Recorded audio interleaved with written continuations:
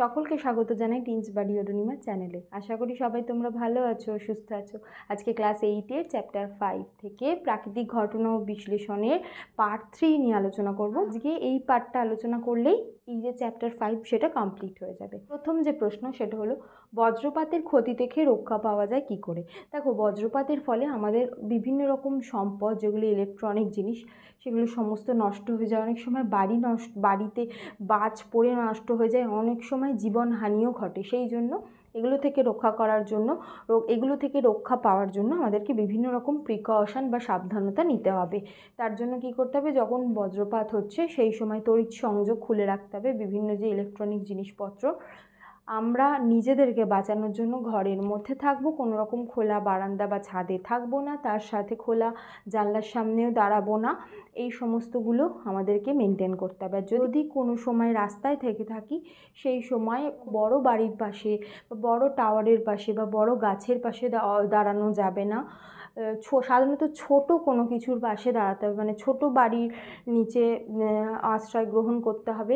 বা ধরো রাস্তার কোনো ধারে যে জায়গাটা খোলা জায়গা, তোমাকে সেই জায়গায় বাধ্য হয়ে থাকতে হচ্ছে, তাহলে তখন হাঁটু মুড়ে বসে পড়তে হবে, যাতে বজ্র তোমায় আকর্ষণ না করে। ঠিক আছে। প্রশ্ন হলো বজ্রপাতের সময় নিরাপদ স্থান কি।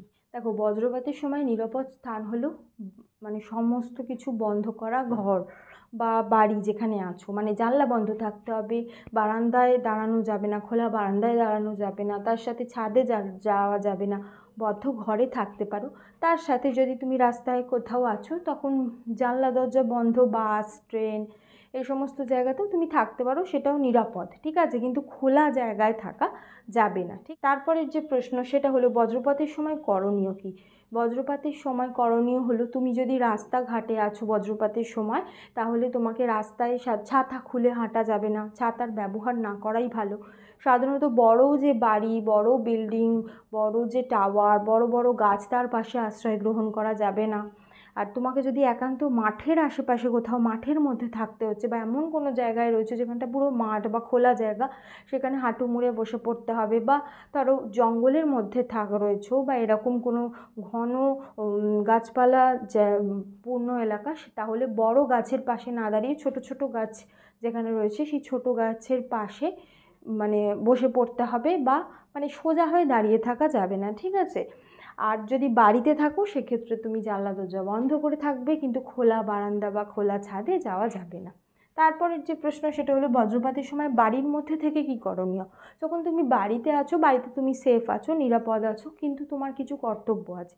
যেমন বিভিন্ন যে ইলেকট্রনিক জিনিসের যে তড়িৎ সংযোগ, সেগুলো খুলে দিতে হবে। ফ্রিজ, তোমার টিভি, এই সমস্ত যে কানেকশন, তড়িতের যে সংযোগ, সেগুলো প্লাগগুলোকে আসলে খুলে দিতে হবে।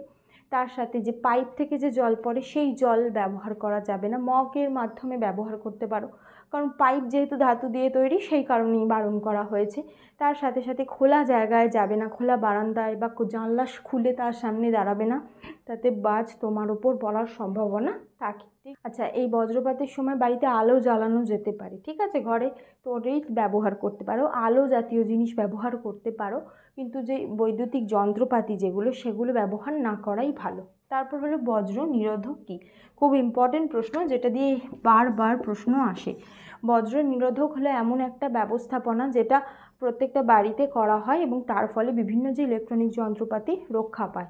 কি করা হয়, ধরো এই একটা বড় বাড়ি আছে, ঠিক আছে, এই যে বাড়ির এরকম মাথায় এইরকম ধাতুর তৈরি এরকম একটা দণ্ড ব্যবহার করা হয়। ধরো এটা একটা ধাতুর তৈরি এরকম দণ্ড, যেটাকে এরমভাবে ব্যবহার করা হয়েছে বাড়ির ছাদে।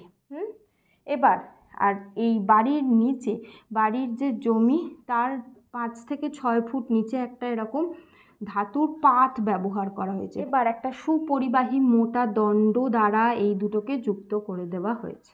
সুপরিবাহী দণ্ড, যেটা তড়িৎকে পরিবহন করতে পারে। এবার এটা যেহেতু বাড়ির ছাদে আছে, এটা সহজেই বাজকে টেনে নেয়, তার ফলে এটার মধ্যে দিয়ে এখান দিয়ে গিয়ে মাটির নিচে চলে যায়, তার ফলে বাড়িতে যে ইলেকট্রনিক জিনিসপত্র আছে তার কোনো ক্ষতি করে না। ঠিক আছে, এই যে বজ্র নিরোধক সেজন্য খুবই গুরুত্বপূর্ণ।